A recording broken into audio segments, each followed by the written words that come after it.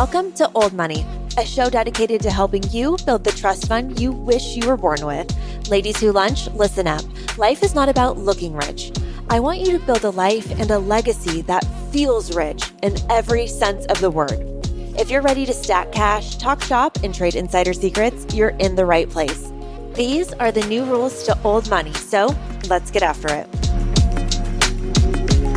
Hello, rich girls. Welcome back to the Old Money Podcast, where we are building the trust funds we wish we were born with. And today we're actually building something with an absolute powerhouse as a guest. She is my go-to when it comes to business strategy, leadership, and turning big dreams into big realities. This woman is a 5-time Forbes Business Advisor, and she's been named the top female coach by Yahoo Finance with nearly 2 decades of executive sales leadership and experience in navigating multi-billion, that's billion with a B, dollar landscapes. She is incredible. She's also the host of Millions Were Made. She's the founder of Tailored Premier, and she is Jessica Marx. Jessica, welcome to the show. Thank you. Sometimes you forget what you've done in life until somebody like you just reads the the cliff notes and you're like, wow, I've done a lot. A wild 20 years. I'm so excited to get into it. And, for the audience context, Jessica has been, I truly say this, I watch her Instagram stories and read every single thing she posts. Every single thing that she puts out there is so valuable. I've worked with her before in an advisory setting, and she has changed my business. So we're going to get into it all today, but Jessica, I want you to take the people back and tell them how you got to Tailored Premier. What were you doing before you started your business advisory firm? So I'll give a very quick, short, and condensed version. And I think you'll notice over this 12-year span leading up to Tailored that I'm cramming in a lot, but I was doing commercial real estate for a large privately held company out of California. Left that in 2009 to join a healthcare startup, which I had zero experience in healthcare, nor did I ever see myself going in that direction. And a long story short is that it went from basically zero when I first started with them. And in 2015, it went through a multi-billion-dollar acquisition. Most of the C-suite exited. I thought I would be leaving at that time as well. And it was negotiated that I stayed on for another 2 years. So I was overseeing our entire national sales division of over 500 sales reps and also in charge of our commercial operations strategy. So I had a very unique role in that I was overseeing what happened in the corporate side of the business, but also overseeing our entire sales blueprint. Jessica, can you speak to how you made the jump from the commercial real estate to working with this team in healthcare? You met the people that were running that healthcare company while you were working in commercial real estate, right? Yes. And I think that I had bought a house early on at 23 years old. And kind of to tie in with what you talk about on this podcast is I am not a trust fund child. I did not have this glamorous childhood growing up. And so my biggest thing once I graduated college was I just need a job that's going to make me the most money. And I knew if I went into sales that I would have true autonomy over how much I could make, that it was really like this uncapped opportunity.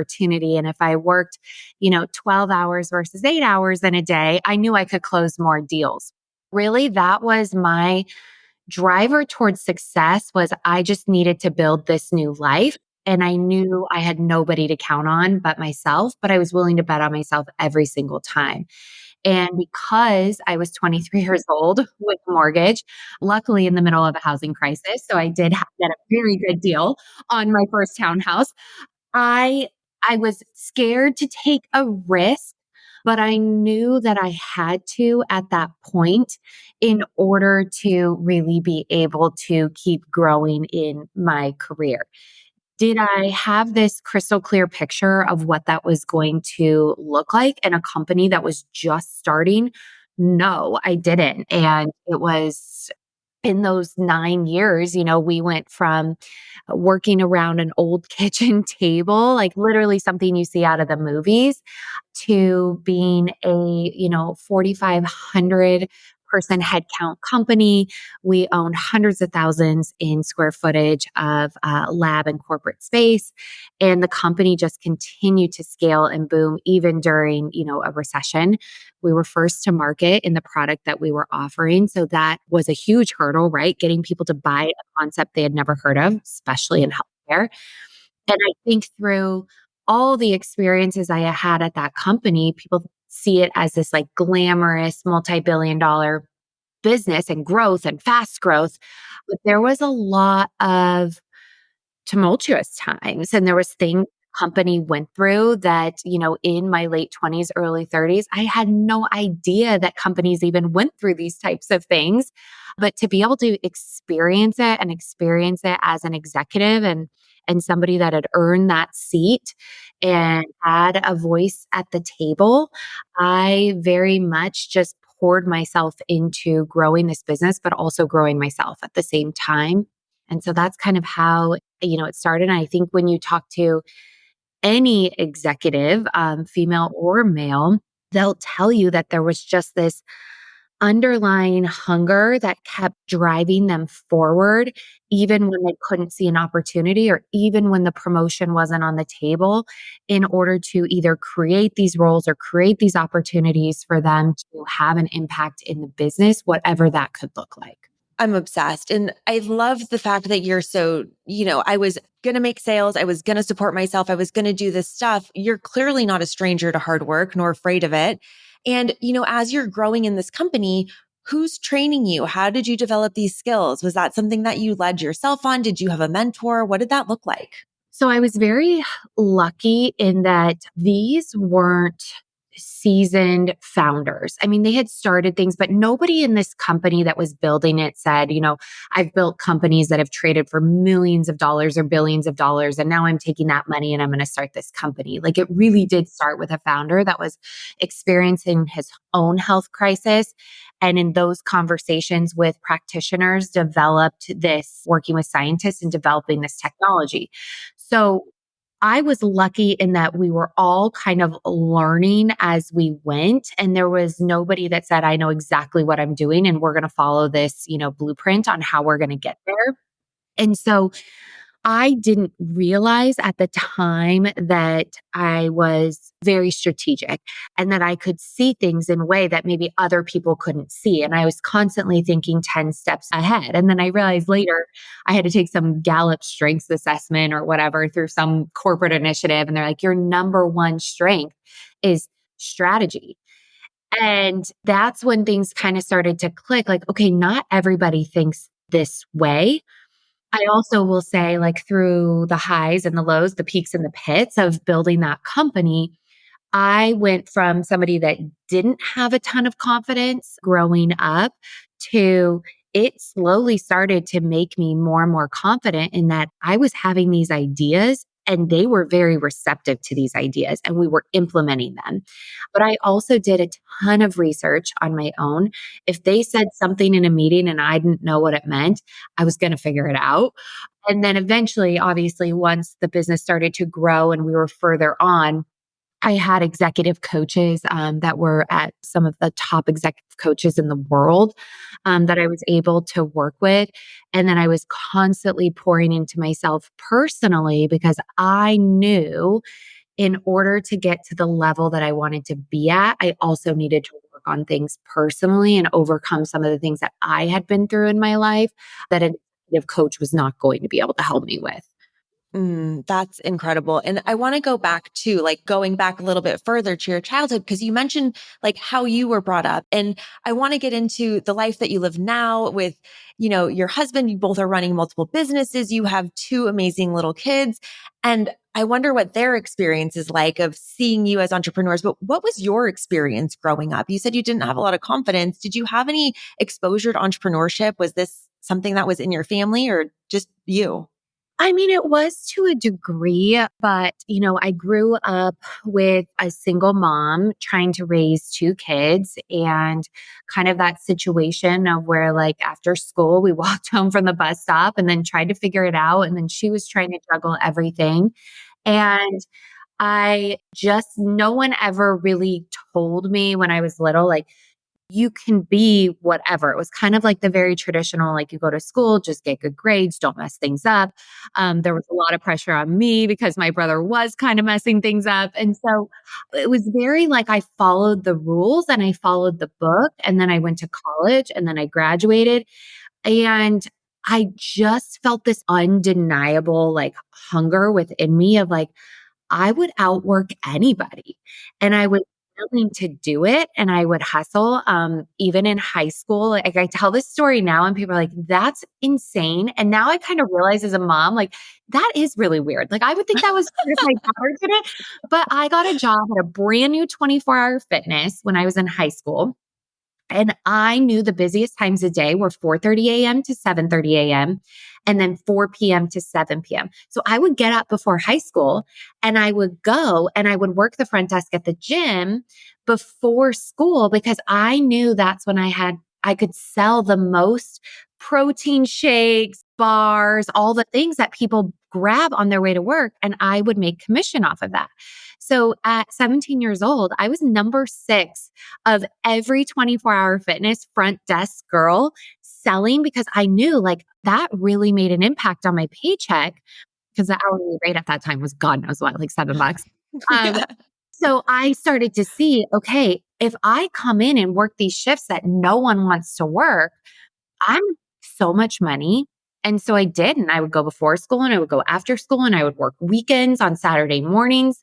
And then even when I was doing commercial real estate, I worked every single weekend in my early 20s and I would work really long days. And if no one wanted to stay to meet with like the last person coming in the door at 7:30, I'd be like, I'll stay because I knew I had an opportunity to make money if I did. And so I think I really just started to learn on my own, like, I have a lot more control over how I make money and what that looks like.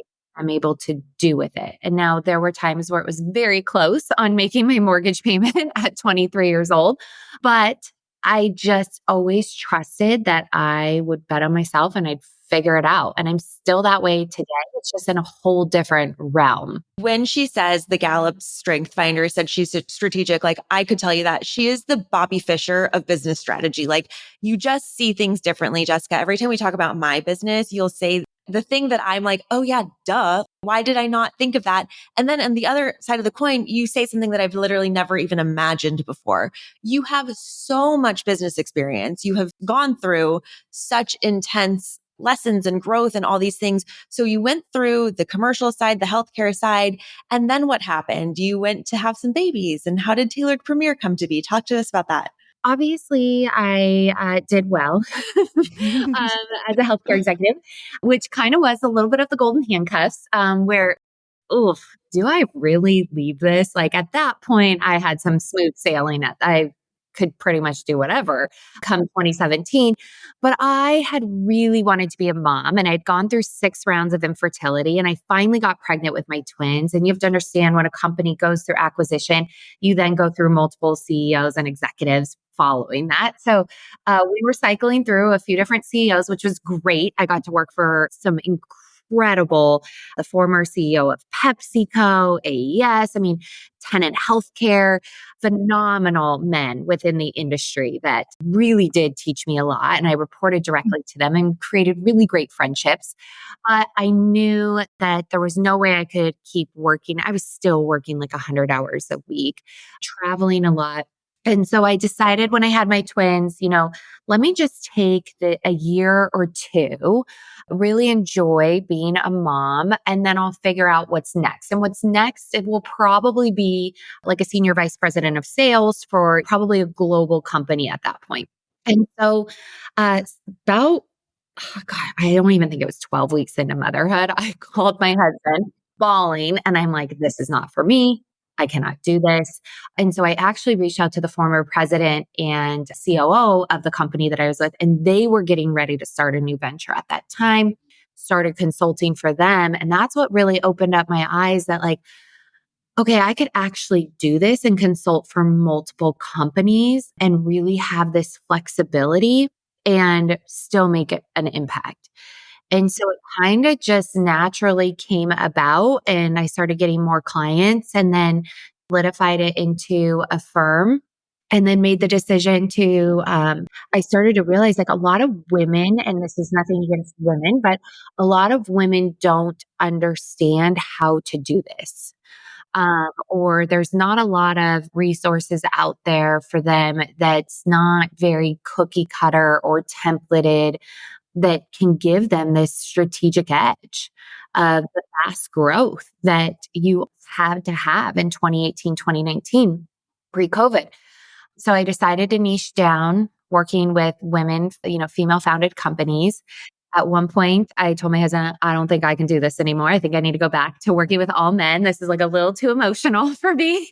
But then I realized, no, that's why they need me, because I look from it zero emotion. I'm looking at purely from the data, the metrics, the analytics, and I'm able to teach them in a way. So it's been a really fun ride. I also own a couple other companies, one of them with my husband, a construction company. And so it's given me just an experience to work with multiple different industries, which I'm really passionate about, showing firsthand, I only work 25 hours a week. So, and I have companies doing over 7 figures. So it is possible, and I can show you exactly how to do it. Let's say that again. She's working 25 hours a week with multiple businesses doing 7 figures. This woman has the strategy down. That's why we go to her for our own business strategy. And Jessica, I think there's a lot. I mean, like I keep saying, the reason I was drawn to you as because let me just back up for the audience. There are 100,000 business coaches on the internet. There's 100,000 business coaches that haven't ever built businesses before, but have gone through a coaching program through somebody else to learn how to teach business coaching. Jessica's built businesses, exited multi-billion dollar businesses. She's been an executive. She's worked in that forum. She's somebody who has the mindset of untapped potential, even when it was at 24-hour fitness when she was 17 years old. That's the type of person that I wanted to learn from and be mentored by. But I see a lot of people, Jessica, glamorizing the entrepreneurship. They think they can just have that multi 7 figure business working 20, 25 hours a week and not put in the reps. What would you say to them? Yeah. Well, I will say I went into this market very, very naive, which is not like me. I normally do a ton of research, but I remember one time saying like, maybe I'm going to be the only female business coach out there. I mean, I had all male executive coaches, and I thought there's really no women out there doing this. Then I realized there was this whole Wild West thing called Instagram that I did not know about as a healthcare executive, and realized like, wow, there's like 22-year-old business coaches. There's business coaches that did marketing at a company and now they're a business coach. I was like, this is wild. So I knew instantly, like we really had to separate ourselves from the saturation of the bad information out there. And I do think that being a business owner has been heavily glamorized out there. And it's been put in a light that isn't very realistic. And I think that Instagram is partially to blame because it's this platform where people want to pretend that they live a certain way or have a certain life, or that things are much easier for them, because who wants to follow somebody that's saying this is hard?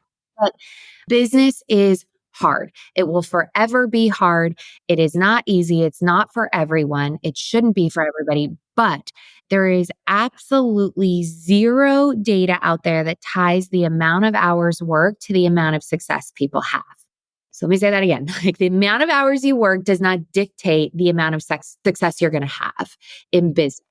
What you do in an hour will absolutely dictate if you're going to be successful or not, and how you spend that time and how you delegate and the investments that you make and how you truly understand your markets and what the business is capable of and how it's structured. So where I think that there's been this huge disservice out there is that people want to say like, I'm running my business and I'm laying on the beach in Bali and we're having a 7-figure launch, which may be true for maybe like 0.2% of the actual entrepreneurial population. But for the other 99.8, it's just not true. And takes a lot of building and a lot of momentum. And if you don't start with a lot of capital, then time is that capital that you're going to have to give to the business. And so, should there be a tipping point where you start to make enough money that you're able to reinvest? And so the amount of hours you gain back becomes really healthy? Yes. So most companies come to us when they're typically between like the 1 million and $10 million mark. And they're having a hard time getting out of the weeds because they've built an owner dependent company. Once we're able to show them like what their job description is and what the people on their team should be doing, what their contractors should be doing, what a healthier business model would look like, narrowing down offers, whatever that may be, then it is very easy to get somebody to 25 hours a week. Because most of the time, these people that are working 40 to 50 hours a week are wasting about 15 to 20 hours on initiatives that actually aren't moving the needle or generating revenue in any way. And that's the strategy, ladies and gentlemen. It's literally just as plain as day, but when you're in it, it's so hard to see it. But Jessica, when you describe it that way, it's like, yeah, of course. Like, what am I spending my time on? But I want to also talk about just in comparison before we switch gears into really giving some advice or guidance to either new business owners or established business owners is that comparison of the lifestyle. You did very well when you were working for a large established corporation, but you were working 100 hours a week. And now you have untapped potential and you're working 25 hours a week and you're able to go to the jogathon with your twins today before we recorded this podcast. And tell us more about what dichotomy of those two options are. And I'm assuming you would say that the experience you had in corporate was absolutely necessary for what you're doing now. Is that correct? Oh, absolutely. And I wouldn't take it back. I think there's a lot of on Instagram or, out there people talking about, how much they hate corporate and how corporate Yeah. is, the devil. And it's not. Most people should be in working for a corporate company. Really, most people should be in an environment where there's structure, where there's departments, where there's a very solidified, secure paycheck every week, where there's somebody else that's carrying the weight and the risk, right? We need corporate companies just like we need us as business owners to be able to supply those jobs. Very few people, and this is why the percentages are so small when it comes to business success. It's not because there's not a need or there's not a market for it or that people aren't investing. It truly is that most people, one, are risk adverse. And so running a business, they just don't take the risk, whether it's financially, whether it's with collaborations, partnerships, hiring, whatever that may look like. So they're risk adverse. So they're not able to make it past a certain mark in their business. There's that ceiling. Or they don't invest in understanding business. So, for example, a lot of our clients come to us and they're really passionate about the thing that they do. So, if they're a physician, they're passionate about being a naturopathic doctor and healthcare and getting people to well. They don't know business. They didn't learn this in, naturopathic school or, with a marketing degree, or they didn't learn all these things that have to actually function and function in certain steps in order for their company to scale. So they could be really passionate about getting people well or really passionate about design. That passion will only take you so far. And so if you don't invest into actually understanding how your business works, why it works, where are you going to be most profitable, what are the different, mechanics and that make a business function in the best way possible, then you're constantly just hoping that this passion and that you being good at what you do is going to get you to seven figures. Yeah. Or it gets you to seven figures and then you're hoping, okay, it's going to get me this freedom lifestyle. Without understanding it, it's very difficult to get to that point. And so that's where we come in for a lot of our clients. And when we audit their business, we're able to say, this is why you're working 40, 50, 60 hours a week. And this is why you'll never get out of this cycle because the offers are wrong. Or the people on your team, they were great for 3 years ago. They are not the right people in the right seats now. Or you don't have systems, process, whatever it may be. So right now, for me and the stage that I'm in life, I don't want to work 40 hours a week. I just don't. I want to be a mom. I have a son with special needs. It requires a lot of time on my end. And so 25 is like the cap. But I know that. And so I built this firm and I built my role within the other companies to make sure that that time is heavily preserved and that it doesn't go over 25. Now, am I sacrificing something? Maybe. There's other advisory firms that say, we're going to be a $10 million firm, a $20 million firm. We're going to sell to the masses. We're going to have, 1,000-person conferences. And that's great. That works for them. There's no way they can do that on 25 hours a week. So for me, I would rather sacrifice our firm not being at 10 million and being where we're most profitable and where I don't have to work more than 25 hours a week versus the flip side. And I think that's important is knowing what season of life you're in. Um, as we have clients that come to us in the same exact industry. One may say, I'm a mom, I have 3 young kids, I want to be at school every day or whatever. And I could have somebody in that same industry come and say, I'm 29, I'm single, I'm not married, I don't have kids, I could work 50 hours a week. I want to build this thing to 20 million and exit. That's going to be a completely different strategy.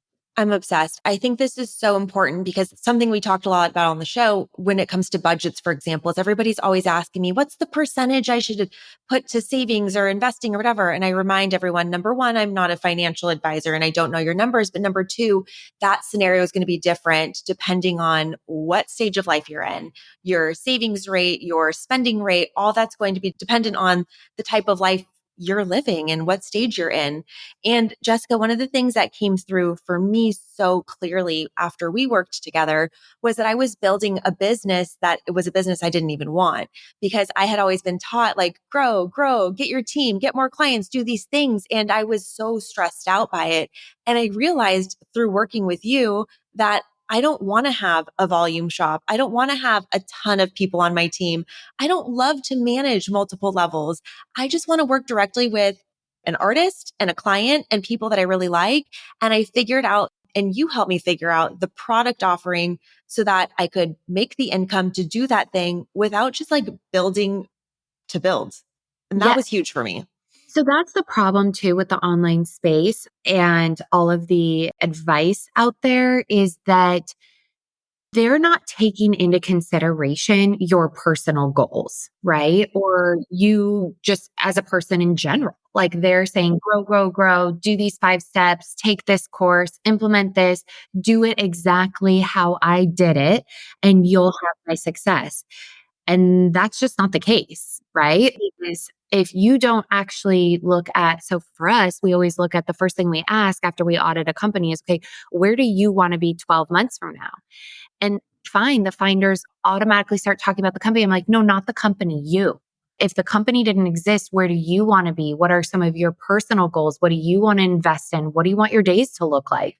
Because we have to start building the company for that now versus we build this company and then you're miserable because you don't want to be working that much or you want to draw more profit from a business or whatever that may look like. So, Jessica, let's talk to the newer business owners because I think one of the reasons why, and I've fell prey to this before too, when I was younger in my business, I was looking outside of myself for a lot of answers. I was feeling pressure to develop skills that maybe I didn't have and needing support, especially for me. This was all happening during COVID. So I was like, like help me as somebody else has the answers. And I think that's why these online like business in a box type of a solution looks so appealing. But when I look at somebody like you and you've got this like strategy brain, you've always thought this way, you've got this hunger inside you, like what advice would you give newer business owners in developing some of those base skills if they can't afford to get a full on business coach or somebody to look at their business just yet? Where would you have them start? Yes. So oddly enough, I was on a call yesterday morning with somebody that's was laid off from a very high powered corporate role. One of my clients asked me if I would do a favor and just get on the phone with them. And I said, absolutely. And I love talking to people when they're thinking about starting entrepreneurship or they're just getting started because it is so overwhelming. And really, there's only like 1 to 2 steps that you should be taking at a time in the very beginning. So for her, I said, how much research and development have you done around this type of concept, this company consulting that you were wanting to do? And she's like, not a whole lot, but I don't think that there's a lot of it out there. I said, okay, I'm going to tell you, I've had people come to me wanting me to invest in something, told me that they are first to concept. There's nothing out there like this. It doesn't exist. And then within 5 minutes of me Googling 27 different things, 27 different ways, I found like 12 to 14 competitors that are already there in the market. I can show you their business model. I have like all these little ways to like going into terms and agreements on people's websites to see how they run their business. And I pull all this data together. And then I'm looking at VC firms to see who's investing in these types of companies. And I say, I could find this in under 10 minutes. And I just find that people don't do enough R&D on the front end to see their competitive landscape. So I told her, here's what I want you to do. I want you to spend the next 3 weeks and I want you to create a spreadsheet. And I want you to Google it every possible way you can. And then every time you find a business or consultant that does something even remotely similar, I want you to drop it in the spreadsheet. I want you to put in what their offers look like. What is some of the copy that is on their website that resonated with you? What is some of the messaging that you didn't think was really that great, that wouldn't correlate? What price points are they at? Where are they marketing? Is it LinkedIn? Is it Instagram? Is it like what? All the information. We're going to build out this spreadsheet. And then I want you to circle back around with me, shoot me a copy of that spreadsheet. I'll take a look at it. And then from there, I'll be able to gauge like, okay, if these are the competitors, what do their websites look like? What is their branding? And then we can develop a budget of what you are going to need in order to start this consulting agency, consulting firm, whatever, even solopreneur thing. And so I think that people just kind of either play a game of follow the leader where they find one person and then they just start replicating whatever that Oh person's my doing, gosh. thinking that Yes. they're successful. And I will tell you, we have had influencers come to us. We've had brands that have 400,000 followers on Instagram come to us that are doing 20,000 a year in sales. It is not relevant whatsoever if somebody is successful or not. And so we find a lot of times people are measuring the wrong thing and then following the wrong person, where you can pull together all of this data from multiple different companies and then similar type companies. It actually allows us to put together a business plan. And when I say business plan, I don't mean one of these like 5-year plans because those are honestly bullshit. Nobody predicted COVID. Nobody predicts, all the things that are going to happen. But like, what are we actually going to offer? And then what do we price it at? And then what does the actual brand identity need to look like before we then can go market this? And then what rooms we need to be in to actually get these clients? So I would say just starting there is going to be so eye-opening for a lot of new entrepreneurs because now they're going to have data and information that they probably do not have at this point. I would say that is such great advice for not even a new business owner, but anybody that's in the business journey. I have an Airtable spreadsheet. I don't even use Airtable anymore, but I did when I started my business 5 years ago.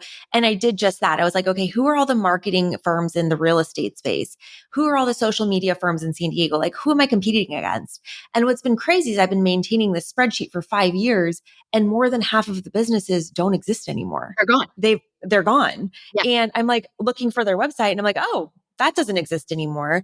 And it's been such an interesting thing for me to just kind of see what everybody's doing. And I check in on it every quarter. I go through and I look at what everybody's doing, what awards they've won, if they're hiring, all those types of things. And it doesn't take me more than a couple hours because it's in that spreadsheet, but it is something that I do consistently. So if you haven't done that yet and you're in business, go do that now.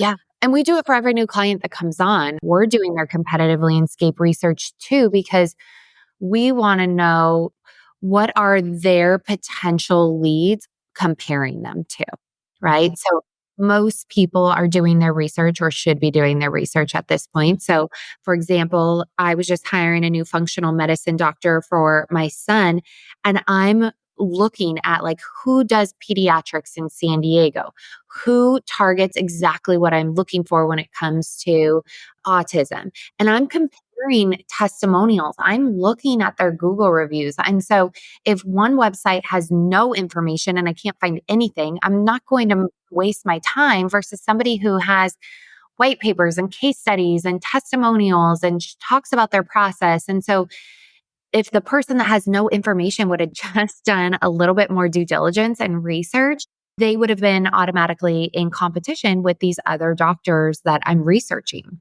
The other thing about that too, and one of the things I appreciate so much about you is the research and understanding the marketplace. It's also understanding your pricing because the number of times that I hear people give the advice of just charge what you're worth. I can't. I can't. So that's another thing too. It's just, what you do is not just rooted in strategy, it's rooted in reality because the market changes year to year, month to month, and you always have to go back and look.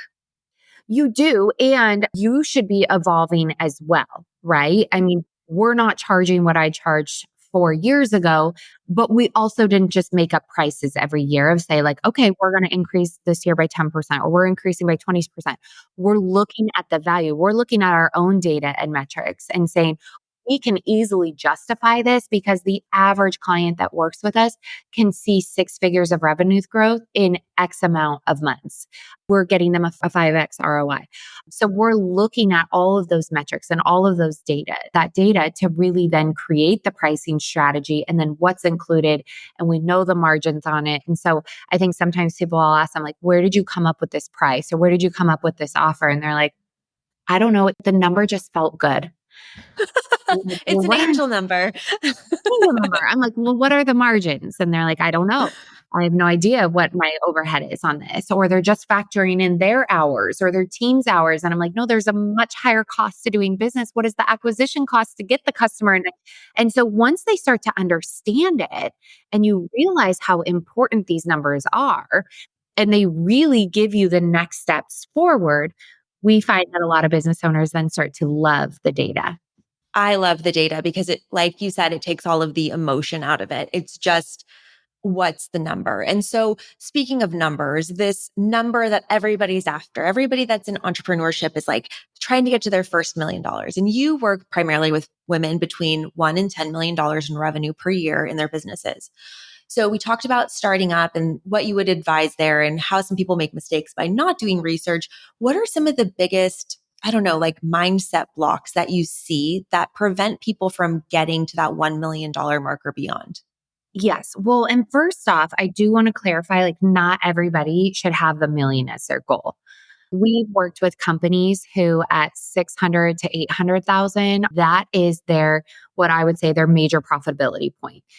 When they scale past that, because the overhead and the amount of headcount has to increase with it, their margins will drop, which will obviously give them less personal wealth. Profit. Yeah. So we have to have that conversation with them. Like, do you want to be rich or do you want the company to be rich? Because it's like Right. one or the other at some point. And there's that metric for every single company of like, there is a sweet spot. There are companies doing 10 million that are much more profitable than a company doing 100 million. And then it's looking at those percentages of like, okay, to 10x it, is it 10xing what I would actually receive? Or am I just 10xing a company that may not even go to acquisition, so I can't even dip it on the back end? That's the first thing, is like really understanding like, where is the business going to give you the highest return on time, on money, on excitement, the clients that you want to work with, because obviously if it's volume based to get past 1 million, you're then going to start working with people that you probably don't really care to work with. So that's number one. But the number one mindset thing that we see stand in so many people's way is the money. It's money. It's investment. Like, they're scared to make investments because they might not see a return, or they have issues around their money story, or they don't understand how to gauge a good investment versus a bad investment, or they're scared to hire someone on their team because they're barely making money. But if they stay in the same cycle, then they're never going to make money. So I really do think that a lot of entrepreneurs get into business ownership and they don't start with enough capital to begin with. And so they're constantly in this like fight or flight mode to make money, and it comes across to clients. So I tell people like, stay in your 9 to 5 job, work nights if you have to on your business, or work on your break, like have that job security. And then when your business is making enough where you can replace your salary and it can cover overhead, then leave. Because if you just leave, or you're coming out of a company that hasn't given you severance, or you don't have some type of nest egg and you're trying to invest in the company, you're not going to make money the first few years. And I think there's like a lot of those social media posts that say like, the first 5 years, you don't make money, but you grow. And it really is true. Like you're not going to get rich in the first 5 years. Yeah. You do it correctly because Yeah. you reinvest. I mean, even our construction company, we invest so much money back into the growth of that company. And that's why we have a diversification in our portfolio because we know the first 10 years of that business is going to be critical of the reinvestment piece.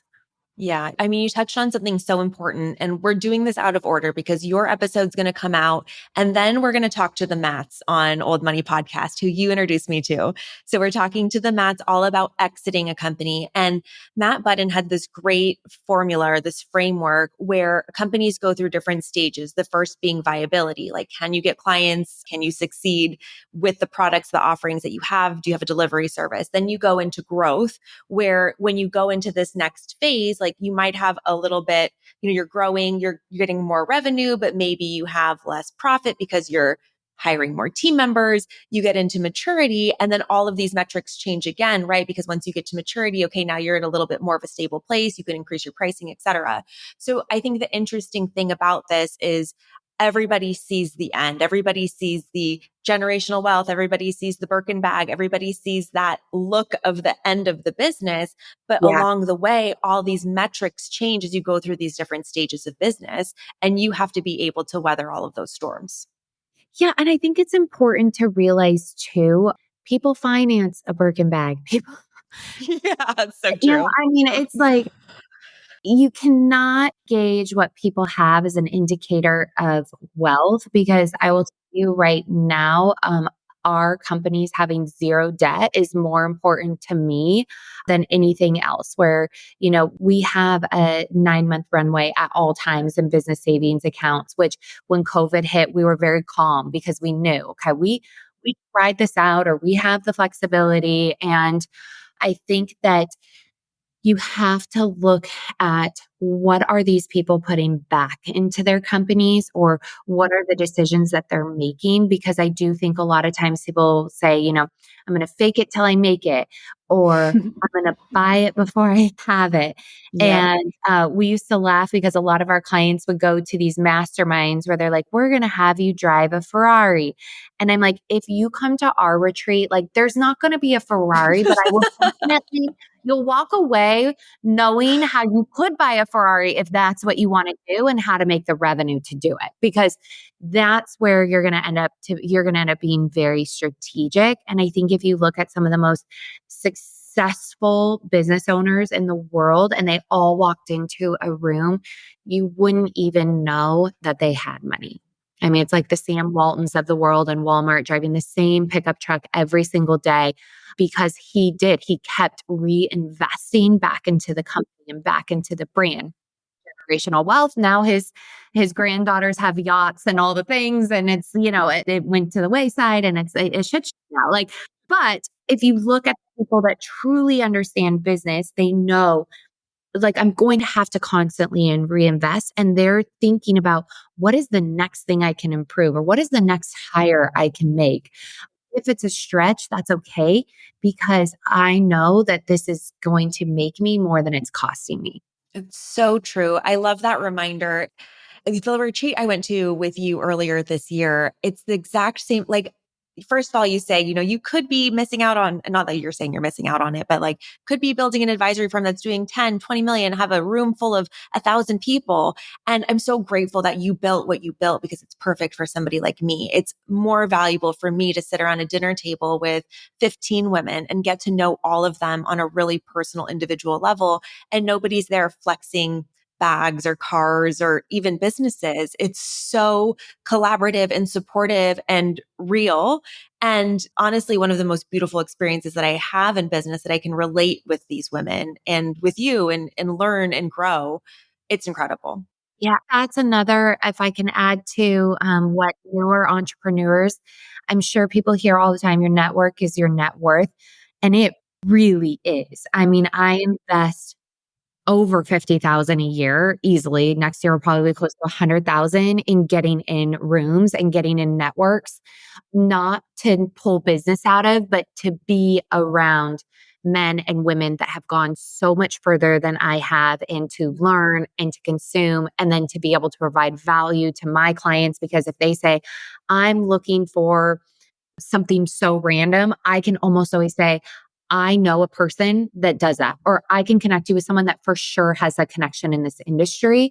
And I think that, I came into this knowing nobody. I didn't even know a female business owner when I started this company, which is wild to think. Like, I started a company to serve an audience that I had no contacts in. Um, but I knew very early on I was going like even though I didn't want to. I was so tired. I had newborns. I was like leaving my house and all the things.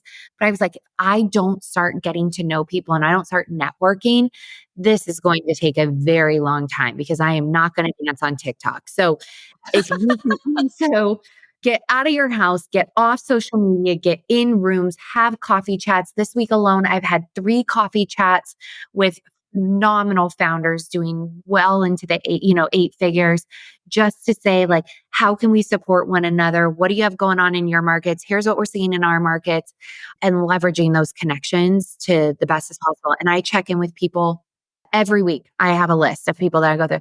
Hey, how are you doing? I haven't talked to you in a few months. What do you have going on? Because leveraging those relationships, it's the easiest thing to do, but for some reason, people just don't do it. So true. By the way, you guys, Jessica Marx taught me about Voxer. I'm obsessed. It's the best tool ever to check in with people. If you don't have Voxer, you need to get it. It's like a walkie-talkie app. Yeah. And I mean, that comes back to boundaries, right, Amber? Like, not one client of mine has my cell phone number. Not one. I used to have 500 sales reps that all had my phone number. They were supposed to go through the chain of command, but some of them get excited and they don't, and they call you or they text you. Or now, not one person has my cell phone number. Right. Everybody, like, there's such strong boundaries. I don't get notifications on my phone for Voxer, for email, for anything. I have my times when I check in, and you can ask any one of our clients, like, our response time, the way I respond is so fast and so efficient. But when I'm out of office or I'm with my kids, I don't look at any of that. I think one of the things that, I look up to you for so many reasons, but one of the things that I look up to you so much is the way that you run your life and your family and those boundaries. And I want to touch on just one more thing before we jump into our rapid fire rich girl questions. But the generational wealth concept is so interesting to me, because you and your husband are building businesses. You're living lives that are different than I think a lot of us growing up envisioned for ourselves, right? I, same as you, got the good grades, thought I'd get a job, and then I'd work at a corporation forever. I didn't see this path for myself. And now you have 2 little ones in your house who are seeing mom and dad run businesses, grow, you know, just the way that you treat money, talk about business. I'm sure they're picking up a lot of stuff by osmosis of just seeing what you're doing. But do you talk about that aspect of business? And just to give context, your twins are in first grade, right? They just started second grade, Second grade. Okay. just turned 7. And yes, I mean, we are very transparent. And I don't think my husband or I had that growing up. I think we also were in a generation where, like, you don't speak unless you're spoken to. And then everything back then, I think in families, in the 80s and 90s, it was like kind of like a secret. And we're really honest always about, like, what we're doing, why we work, why we're able to do the things that we do. We bring them on work trips. I have to go to Scottsdale in a couple weeks for a work trip, and my husband and the kids are going to come, and they'll get to use the pool and all the things while I'm in meetings. And so, but we also don't push really any agenda on them. Our niece just graduated from college. And so sometimes they say they want to go to college, and we say, great. If you want to go to college, you can go to college. If there's a different career path you want to take, or you want to start a business, but we're really big on, we want you to find the thing that makes you really happy and where you think you can have an impact in the world. And then we will support you in whatever type of financing that needs. Because I do think the traditional college route will soon phase out. But I think it's important for them to realize, and we work with them on money and we work with them on savings. And then if they want to buy something, like, how do you earn that money? We talk about, that how much things cost and, like, why we're able to do things, and give them that. But really, like, the give back piece of really showing them, like, not everybody lives like we do, and how can we really help others that don't have this lifestyle. And that's the best part about being entrepreneurs is that we're able to make an impact in so many different ways. And so we try to really show them all the different ways we can do that.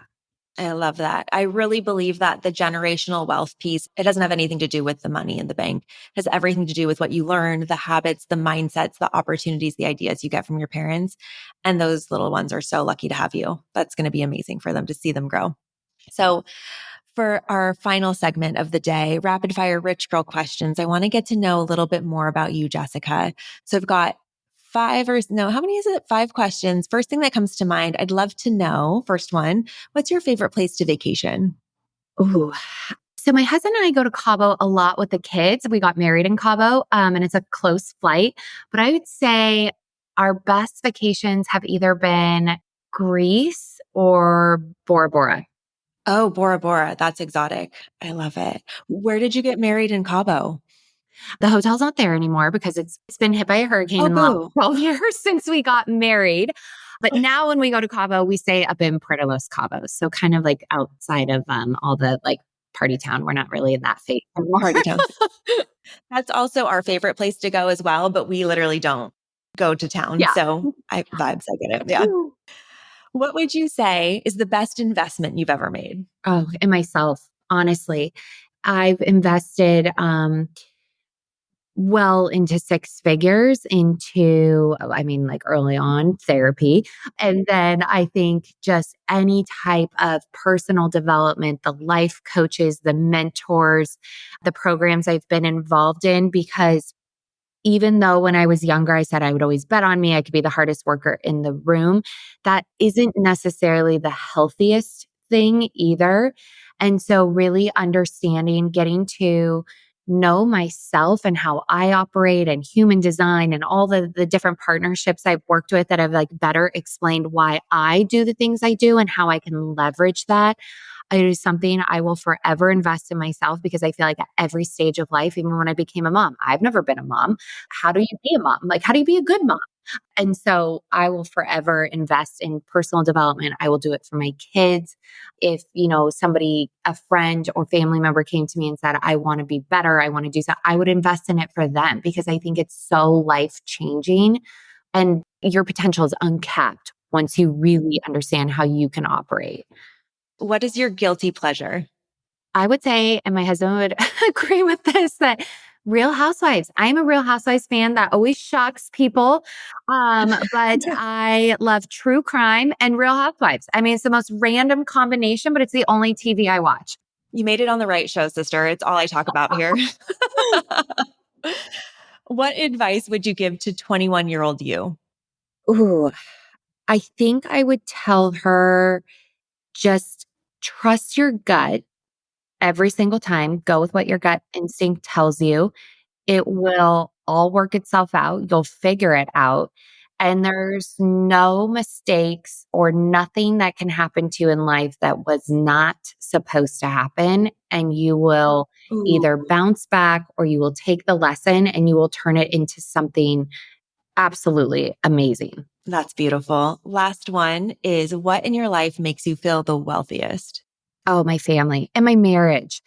I tell my husband all the time, I'm like, I went into marriage, which people laugh at, but I was like, we don't even need to say like till death do us part because like I would be out in a second. Like this goes south or you like are an asshole or like we've been together 20 years. But I was like, if this is not like I would bounce, like I'm a lever. But now when I see of everything we've been through in 20 years and like the heartache of like the horrible things that we've been through with tragic losses and things like that, and how we really just kind of built this life together. And then I look at our kids and our house and like all the things. I'm like, this is so crazy that you were just some stranger at one point in my life. And then we just came together and now we've built this. And he's just such an incredible husband and dad. And so I'm like really proud that like of all people with no example, I have this marriage. I love that. That's so beautiful. Like I can see just the love that you have for Garrett and like your relationship is something that I admire so much as well. I feel like I could talk to you for 8 hours and lucky for anybody listening who feels the same.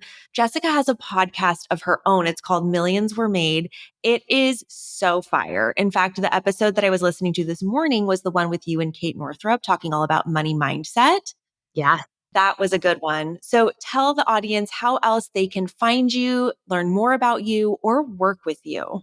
Yes. So I'm on Instagram at the Jessica Marx. And I always encourage anytime I'm on a podcast episode, DM me. If you listen to this and you're like, I have questions or I want to start a business or I've already started a business, but I just don't know if I'm doing things right or what could I do better. If you send me a DM, I will absolutely respond. I will give you guidance. I love to be a resource any way I can. And then that will give you all the links as well to our downloads. We have an incredible 2025 business planner right now. If you're wanting to plan out your year, we show you how to look at all of your data and metrics from this year to really be able to scale in the coming year. Amazing. Jessica, thank you so much for sharing time and wisdom with us. Appreciate you so, so much. Thank you. Feeling rich? I hope so. Thank you for joining me on this episode of Old Money. If you have questions you want answered, email me at oldmoneypodcast@gmail.com or hit us up on social. We are at Old Money Podcast and I am at your service. If this episode spoke to you, inspired you, helped you, if you took a single note, it would mean the world to me if you could please just take a minute to rate and review the podcast. And if you're not doing so already, subscribe. And if you have friends who like getting rich, please share this episode with them, even if it's just on your Instagram story. And I'd love you more than Jeff Bezos loves Amazon Prime. Thank you so much, and I will talk to you on the next episode. Remember, I'm not your lawyer, I'm not your tax professional, and I'm not your financial advisor. The content presented in this podcast is intended to entertain, educate, inspire, and support listeners in their personal and professional development and does not constitute business, financial, or legal advice. In addition to that, this episode may contain paid endorsements and advertisements for products and services.